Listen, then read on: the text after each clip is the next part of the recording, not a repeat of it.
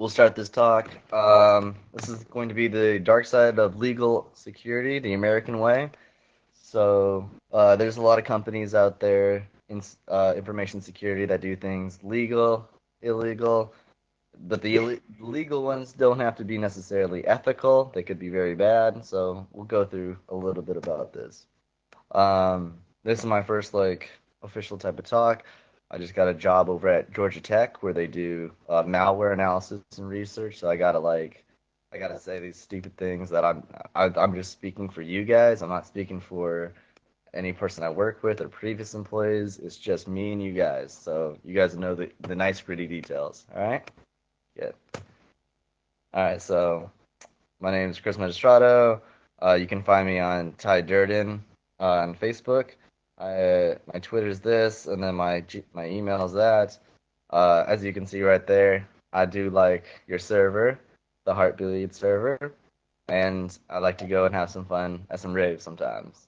So, I'm probably saying, who the fuck is this guy? I went to San Francisco State University. I found the hacking club at SF State.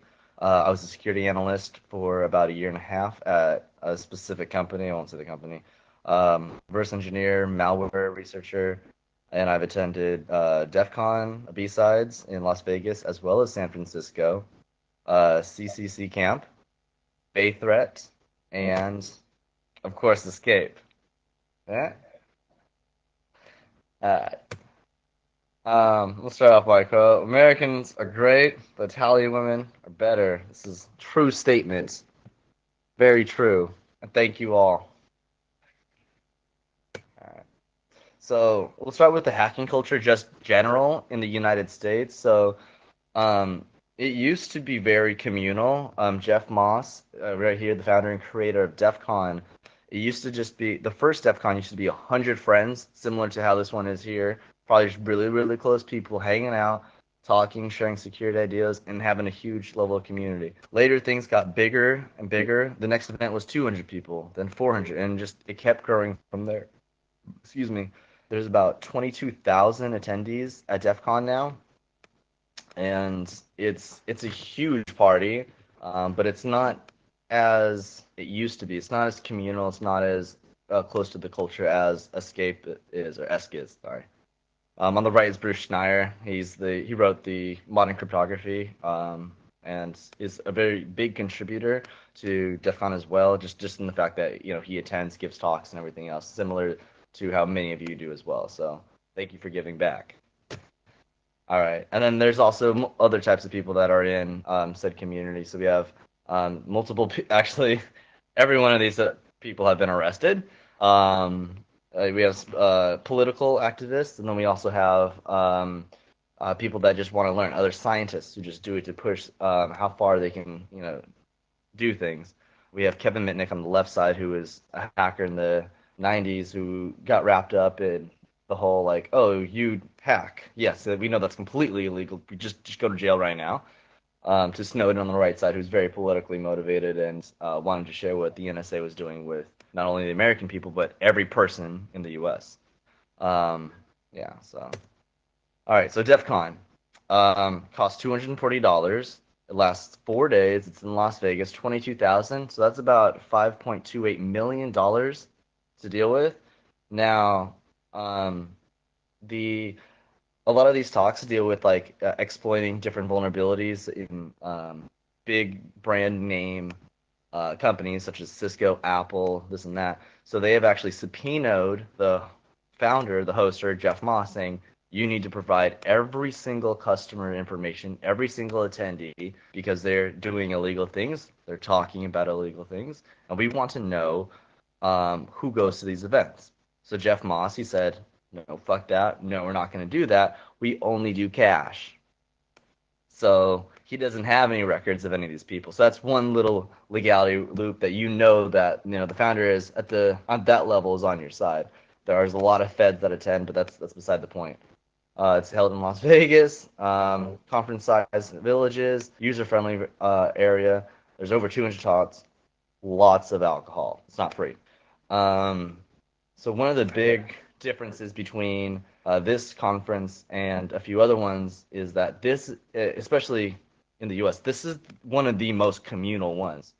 And as you can see, there's a lot of people, so you have to worry about a lot of different types of elements and things that the smaller ones you don't really have to worry about. So it becomes less personable. So this is why I love Esk. Like it's exactly where I would rather be.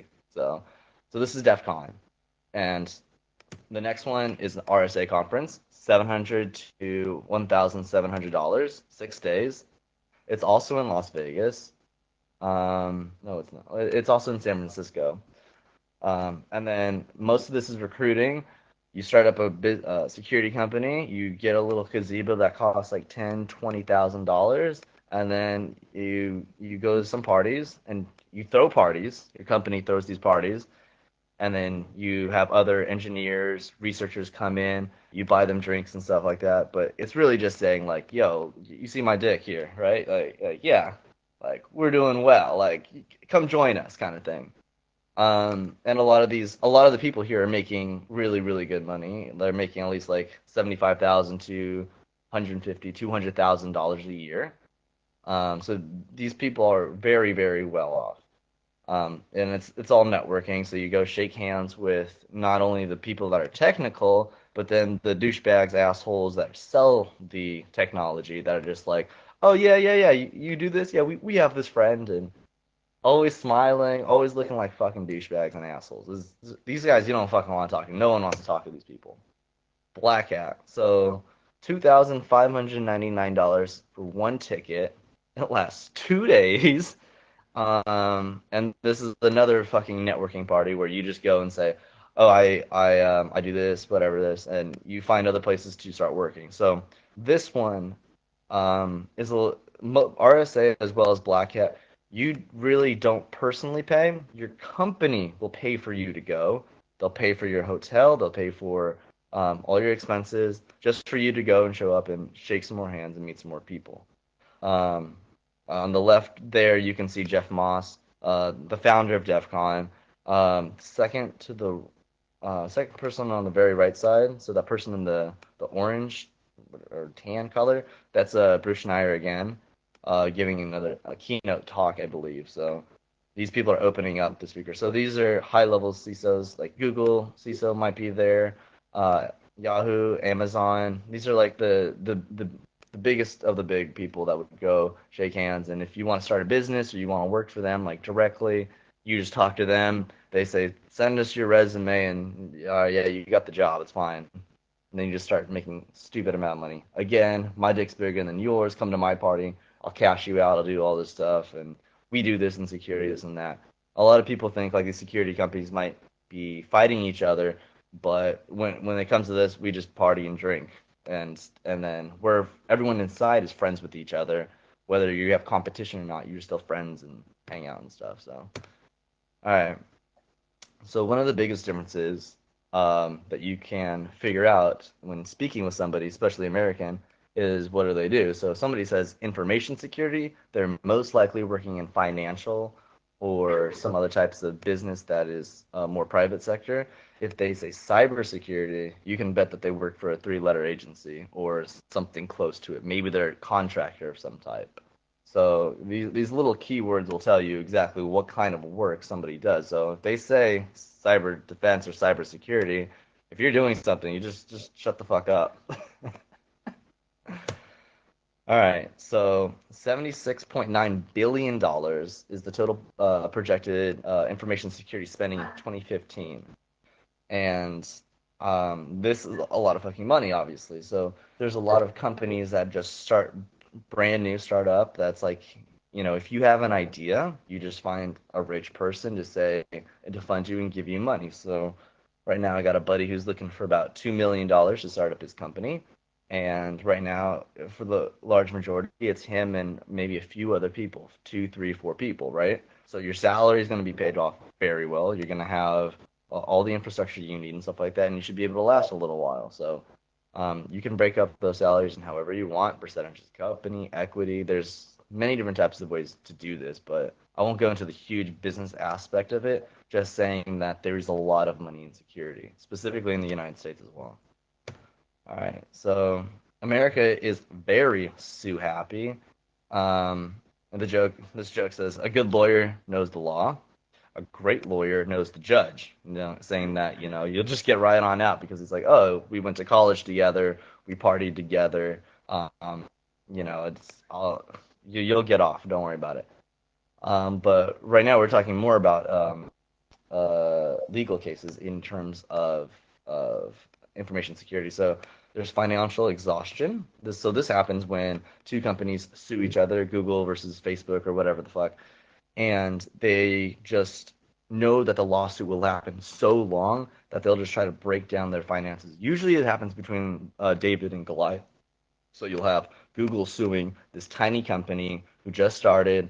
They have a patent on something, and Google wants it, so they'll sue them, and then they'll just sue them for like they projectedly will sue them for like 5 years, and then they'll spend a few $1 million, and then the little company doesn't have enough money to keep sending the lawyers and keep sending, so they have to close out and become bankrupt. At which time Google takes over. There's also royalties. So like carpal tunnel. So let's say you have a job in the United States. You've been working for, 5 or 10 years, and you're let's say you're older and you're gonna retire in another 5 years. If you're making maybe $100,000 and you're projected to work 5 more years, but you get carpal tunnel, right? Um, and it's because the place where you're working, because you're on the computer, you can sue that company for the amount of time that you would have normally worked up until and the amount of salary you had. So that's 5 years for $100,000. That's $500,000 that you're suing for if you because the work gave you carpal tunnel. And this is just one of the many cases of how American lawyers are used. So this is actually very critical to this entire talk because a lot of these security companies have to do with legal battles. Okay. Because information security companies, they don't protect against from getting hacked. They protect against from being sued. Right? This is a huge concept because a lot of people say like, I'm hiring you so we don't get hacked. But it's mostly you're hiring them so if you ever have to deal with anybody else in court, you can say, we did our best. Look over here at said company. All right? So we'll go into two case studies about this specifically. So the first one is Target versus these banks. Now, when Target got compromised with their if you guys aren't familiar, Target's POS systems, their point of sales, got fucked up, and they lost, I think 100. The first projection was 110 million credit card information as long as with people, and these banks had to reissue new credit cards and debit cards out, and they had to do a lot of things, and this cost them money to do so. So because Target was supposed to keep all this information safe, they then sue Target. And this was a big lawsuit. They sued them for a lot of fucking money. So these 5+ banks got together to create a lawsuit and sue Target for this. They sued for what's called punitive damages. So these damages exceed simple compensation and awards to publish the defendant, meaning that anything that the banks had to pay out of, we're going to go after Target for. So the CEO, this was him before he got fired, the banks won, and they won $200 million because they said that's how much it cost them. I don't know. Maybe it was, maybe it wasn't, but again, you can see like how having a security company to have prevented this could have saved $200 million. So if you're a security company and you say, hey, if you give us $1 million, we'll make sure you won't lose $200 million. And this is how risk assessment happens. And we'll go a little bit more into that later, but this is a large part of security. Again, protecting not from being hacked, but by being sued. All right. And then, yeah, right on after I believe it was the new CEO, if not, or the chief information security officer told Congress or the government, we will be hiring pen testers after this. So sorry about that. And the fact that they're hiring pen testers is also a huge it's a huge public move telling the customers that we're doing our best, that we're doing everything we can. And that's the truth is, yeah, it's like you just got hacked. Obviously, there's holes. And then the thing is, um, Target knows about, like most companies, they know that they have security holes. They know that, oh, we're running PHP 5.2, whatever the fuck. We know we're running Apache, whatever. We're running Linux kernel 2.7 or 2 point whatever. And they know these things. But what they do is they analyze the risk. So they wonder, what's the percentage of us getting hacked? Is it high, medium, low? If it's low, then they won't do anything. If it costs them, if it might potentially cost them money, they won't do it. So I always like to use Amazon as a reference. So if an Amazon server goes down for like 30 minutes, that's a few $1 million. So you can't have those servers go down. So you just leave those vulnerabilities running. You just keep it running because if it goes down, you're losing lots and lots of money. So it's just better to keep it up because it'll cost, less if it gets hacked. So, and this is how pen testers get hired, specifically by Target. They're like, oh, they got hacked. Now you need pen testers. We're the guy. So at this point, it's being best friends with that CISO or whatever. And it's like, oh, our company will do that. We're really good friends with you. And that's how you get those big level contracts, is somebody or somebody knows somebody. And that's what those sales teams are for. So you hire your sales team or sales team who know people in these big ass companies. Oh. All right, this is case number two. So this is the bank versus you. This one's a little bit more interesting. All right. So a company or bank has a legal obligation to protect all customer information. The plaintiff or the victim has to prove beyond a reasonable doubt, and that's a big case, beyond a reasonable doubt, that the company was negligent, that they messed up in handling your personal information.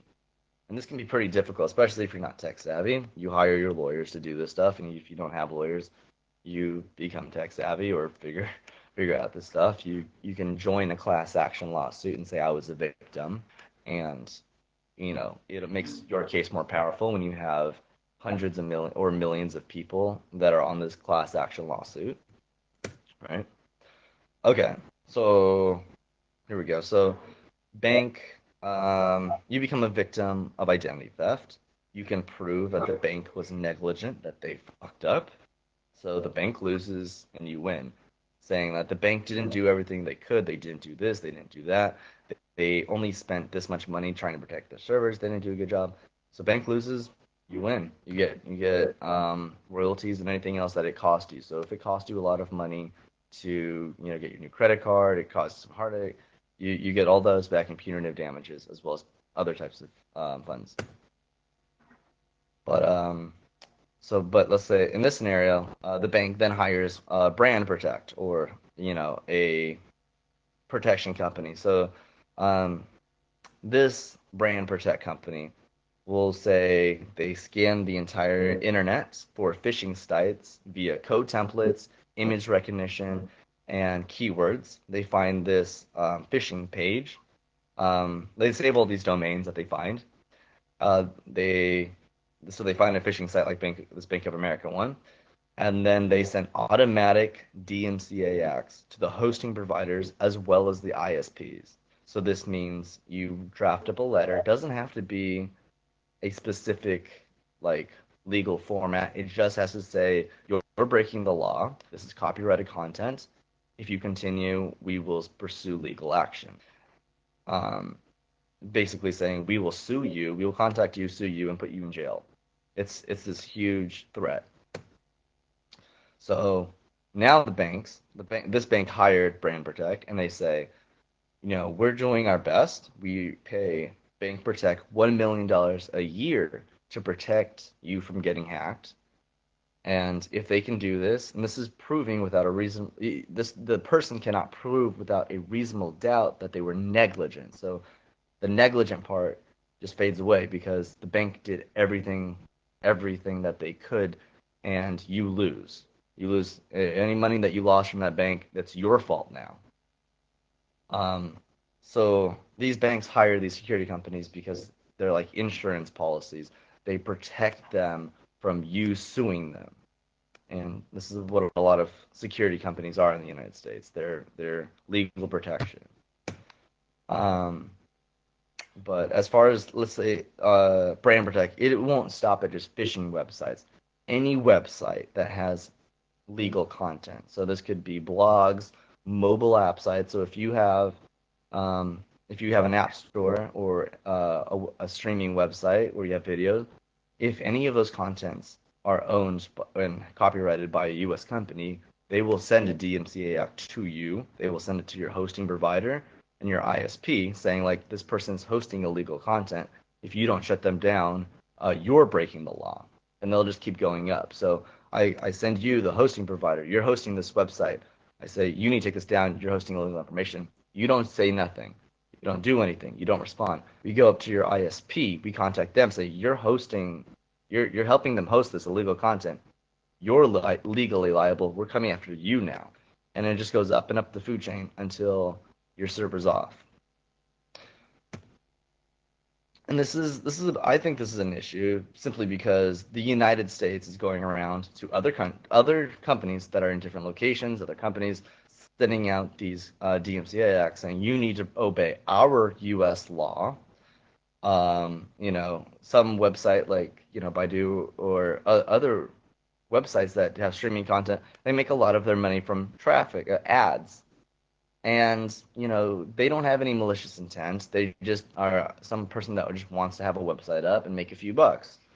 And you have this other big corporation, America basically, coming in saying you can't do this. This is our copyrighted content. You are breaking the law, and we will come after you.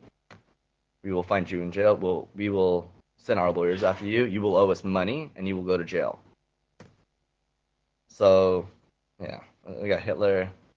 He wants to see all the DMCA acts everywhere. But the most sickening truth to all of this is that it's a fake threat. Um, so what happens is, as you're sending out 200, so I said we send out automated DMCA acts. So you could do 200, 300, 400 DMCA acts a day to all over the U.S., anywhere that you're targeting. So if I have a client, maybe Pokemon's my client, and I see a bunch of fake Pokemon Go websites or something where they're trying to steal customer information. I just scan the entire internet. I see 500 instances of these, and then I automatically send a DMCX to those 500.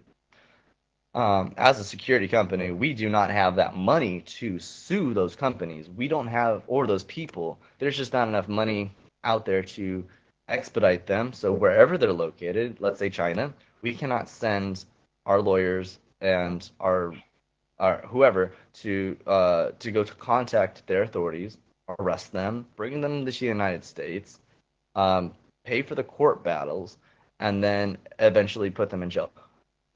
Almost every single U.S. company cannot do that. So all these DMCA acts, they're basically the empty bullets, they're fake threats.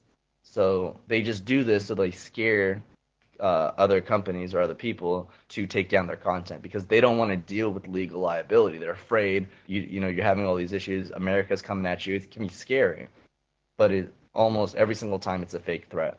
Um, in regards to like the Pirate Bay or bigger groups like that, those ones are not fake. They will and are coming after you. And if you ever get that big, you need to hire lawyers, be a little bit more.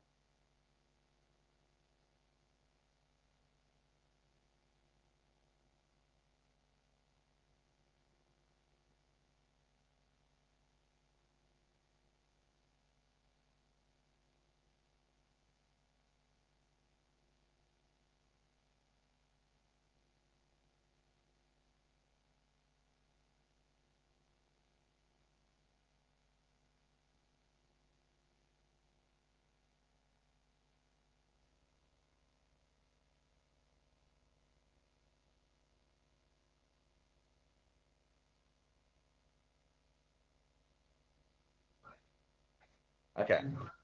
Uh, I made a little flowchart of exactly what happens. So you receive a DMCA Act, and then you wonder, are you in the United States? If you are in the United States, you better comply or move the fuck out that country. If you are not in the U.S., can the copyrighted content holder lose lots of money by you hosting your content? So is it something like Paramount where they're losing lots and lots of money because every single person wants to go to your site instead of the movie theater? If it's a no, keep doing what you're doing. If it's a yes, the next question is going to be, um, can they afford to, do all the legal things, send the lawyers, extradite you, and bring you into court? I forgot the no, but if they cannot, pirate on. If they can, you should either comply or move your business. Because they will, or they'll take it down. Simply said, like they will come after you and say you need to take this down, and it's a whole legal ugly battle after that. But so yeah, in specifically in the United States, I've noticed that there's a lot of ethical hacking jobs, ethical things. There's a lot of legal jobs as well, but there's just a tiny slither of ethical and legal jobs. Right now, I'm chilling over in academia, and I'm learning as much as I can because, I personally just want to learn as much as I can to do as best as I can, whatever it is I want to do. But there are a lot of companies out there that, they'll pay you well, they'll sit you in, you'll have a nice job, you'll get a little plant on your desk, and you can just hang out and relax. But the things that you're doing, you might be pushing down that little guy in another country that, you might not see the full spectrum of what happens. But at least at the time when you get hired. But after working at said companies for a while, you'll start to see and understand exactly what you do, and then from there you could really decide if this is something that you want to do. But great, yeah. So how do these security companies start up? Like they just don't spring out of nowhere, right? Yes and no. So there's something called VCs, venture capitalists, and these people are stupid rich. They have lots of fucking money. They are people that have millions and millions of dollars, or are companies that have millions and millions of dollars. And you show up and you just give them an idea. You say, I have this great idea. I want to scan the internet, but I want to scan for all these malware, collect them, and then have a database, and then run tests, and do something, right? The VCs are like, I like this. This is a great idea. Let's do it. How much do you want? Two, five, 25 million? Sure, sure, it's fine. Take it. And then you're funded. So then you got your money. Seed money is the beginning. Instagram started at $500,000 for their seed money, and then in 1 year they had $7 million to go spend. And again, like don't I know I understand that Instagram's not a security company, but it's a state it's a icon that we can use. I'm sure most people are familiar with it. Um, and jumping to spend $7 million in less than a year when your company is probably the size of that room that you guys are sitting in right now, it's a lot of money to throw around. You're gonna have some parties. You're gonna have a lot of fun. You can be in the heart of San Francisco, LA. You can be wherever you want. Um, if it's a American venture capitalist, you're probably gonna be in the U.S. I don't think they're gonna want to have a company outside the U.S. They might, but that's all legal things. We're not gonna go anywhere near that.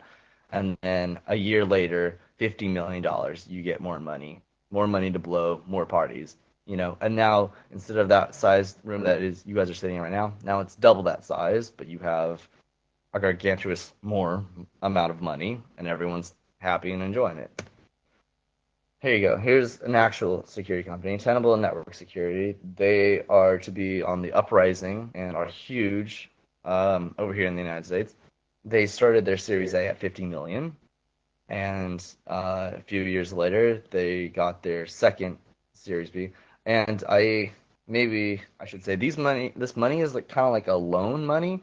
So they'll give you, yeah, take $50 million, whatever you need. Take 250 million and turn this around, and we want, a lot more back afterwards. Well, essentially, some of them are we want the money back entirely. Some of them are like we want a percentage of the company. So getting a 20 or 50% of the company, however much money that company makes, you get a large amount more back. Maybe so the VCs might be making a few $1 billion within the next 10 years because of this. So, but yeah, so can you get a job in the U.S.?